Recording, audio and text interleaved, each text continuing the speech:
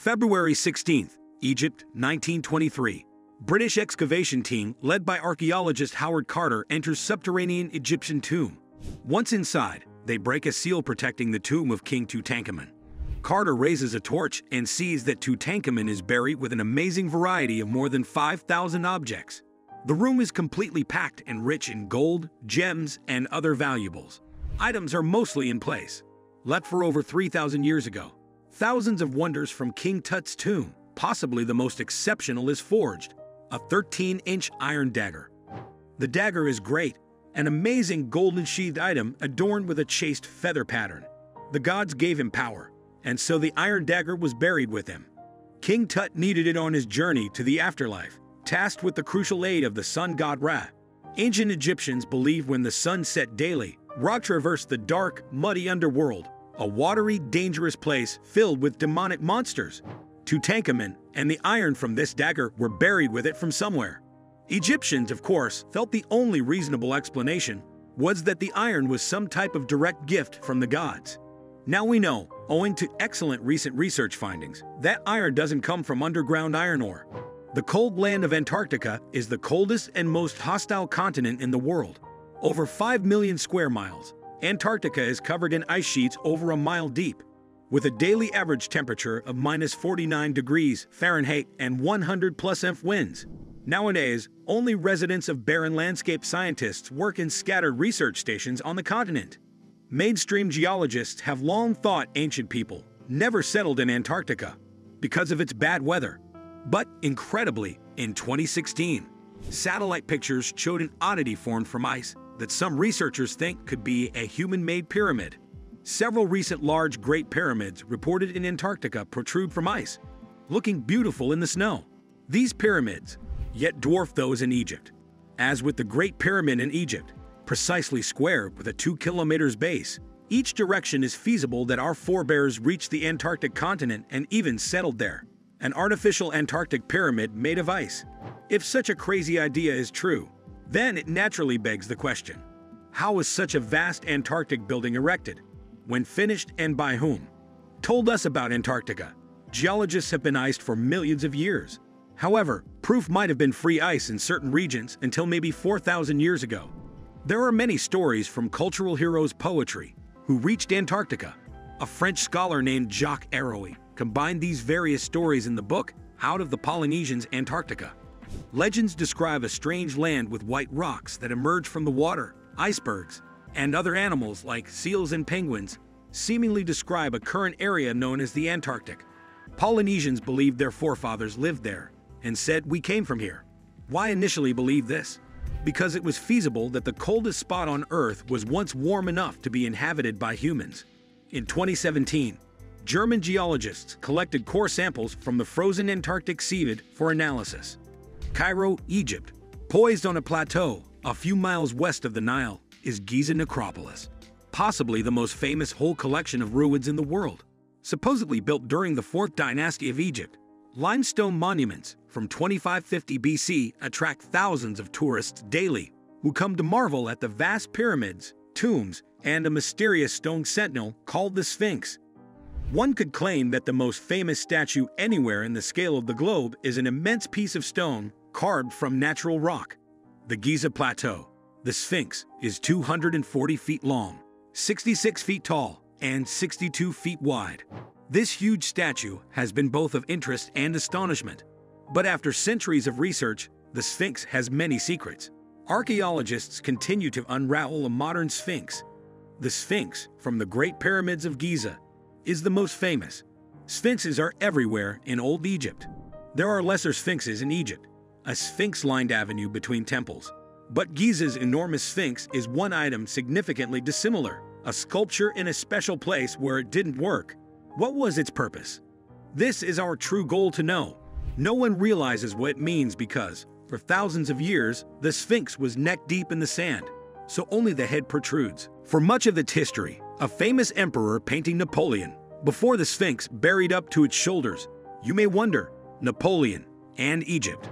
Napoleon led the Sphinx during the 1798 Egypt invasion. This had a major impact on Europe, increasing interest in ancient Egypt. In places not till the 1920s, an archaeological team led by engineer Emile Berets found the Sphinx. Desert sands allowed them to uncover and unveil for the first time in centuries a disembodied head and a complete Sphinx sculpting. And this is pivotal for knowing what the Egyptologists and Sphinx archaeologists like me think. The Sphinx was carved by King Khafre approximately 2500 BC as a section of his grave complex. However, many scholars debate the Sphinx. Lots of mystery surrounds when the Sphinx acts. One of the most significant documents related to dating the Sphinx is the SS Inventory Stele, a commemorative stone that documents how Pharaoh Khufu rebuilt the Sphinx after it was hit by lightning. The significance is that Khufu, before others, was the pharaoh who traditionally built the Great Pyramid. The stele has an inventory, a 4,600-year-old inscription years ago, and that inscription says this Sphinx is older. Egyptians adopted and repaired, and are renowned for their inscriptions. The stele inventory includes several archaeologists who think the ancient Sphinx could predate human history records that are known to exist, and some scholars believe that Sphinx-related physical evidence of actual age on the structure.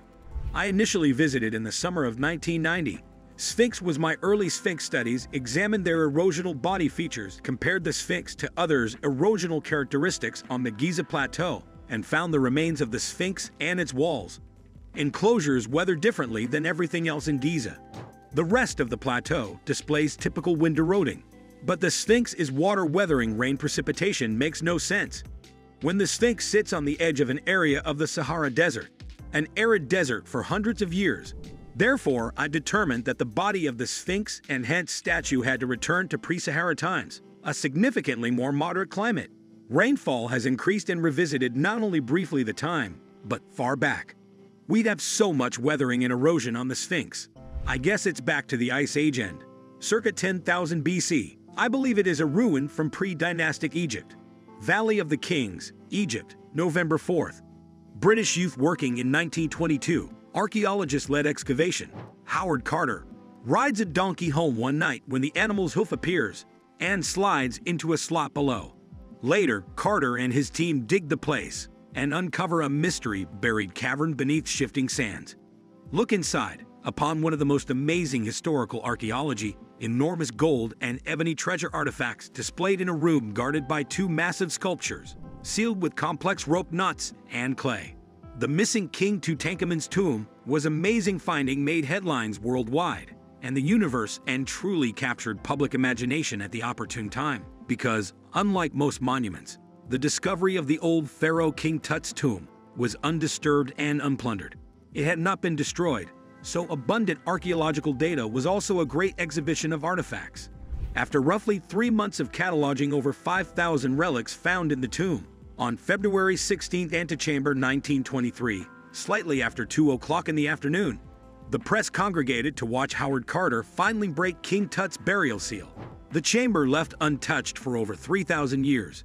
Carter began grave excavation, roomed Tutankhamun's tomb, and found Tutankhamun's intact burial, essentially contained 9 safeguards. Layer sarcophagus is elaborate, inlaid with precious gold and multiple layers of stones before reaching the core layer, the king's mummy Tutankhamun himself. When Carter unwrapped the Tutankhamun mummy, removed funeral death mask, and went through several mummy bandages, he saw the parcel itself, the face of Tutankhamun that hadn't been witnessed by anyone for roughly 3,500 years. So the opening of the Tutankhamun tomb is a resurrection to check if someone's Egyptian belief is lost if people don't mention him. Don't know him. He died in Egypt. Labels persons after death only live as long as remember. Discovering King Tut's mummy started worldwide media panic, making headlines everywhere, in newspapers worldwide. But Howard Carter and his team just started celebrating their achievement when many strange things happened to them. The same evening, Howard Carter has dinner and hears a disturbance. Next room enters with his pet canary, having a king assault its cage. The king cobra currently represents Pharaoh, and the canary symbolism first to go. The canary is the weakest and warning. After Lord Carnarvon, the overall financier, the expedition, supported, and then, while inventorying, he receives a few mosquito bites, accidentally nicks the bump. Days later, his razor infects the bump, leads to blood poisoning and death. Famous British radiologist came out to X-ray King Tut, and he soon after handled the mummy, catches an unresolvable sickness, be diagnosed, cannot be treated. He guys. All told, no less than 7 Howard members of Carter's expedition passed quickly after Tutankhamun's reopening burial chamber, although certainly possibly their premature deaths. Nothing more coincidences. Many believed by disturbed King Tut's mummification archaeologists caused a deadly curse. To the past Egyptians, death wasn't the end. But to ensure oneself eternal life, you had to keep your body alive and spirit to function. Our only curse is to keep them out, tombs Egyptians said. If you bothered, these mummies would be difficult. Those who found those tombs died strangely. What would happen if not? Did you like it? Tell us what you think of the video in the comments section below. And don't forget to subscribe to our YouTube channel for more interesting videos.